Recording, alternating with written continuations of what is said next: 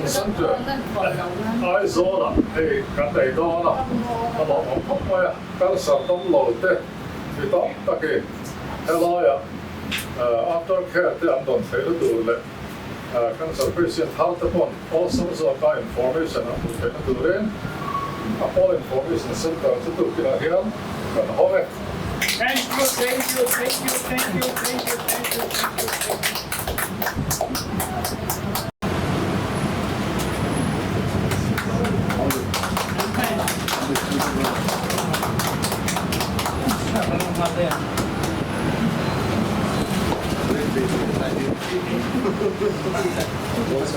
Waiting area.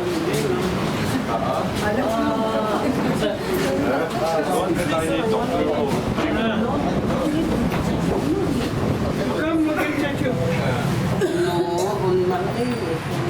Yan ko.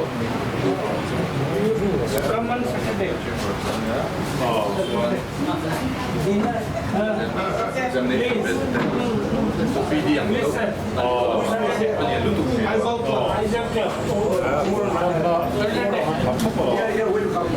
Kailan ba? Yan, local ka rin. Dr. Saikan Gupta.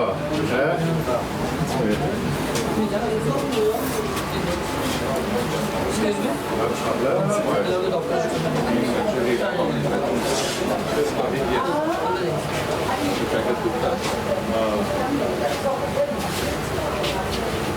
You just look at the camera once.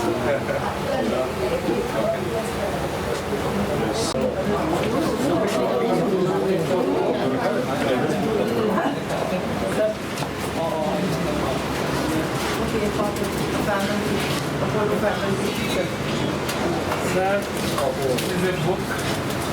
I know you cannot present big things for you, Thank you so but much. this is something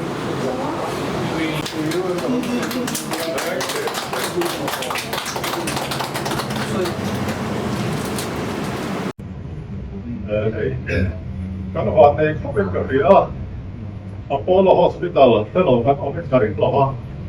Eli se on ollut kanssa patientille downloadan se på städer man tar takin expensive-takin kolkataate den ja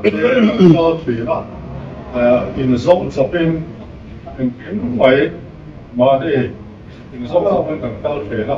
No mai rot se helaja. Mi zone on mai solsun ja information. Kan teillä tulee patient after care tappan mai treatment alla ke tu.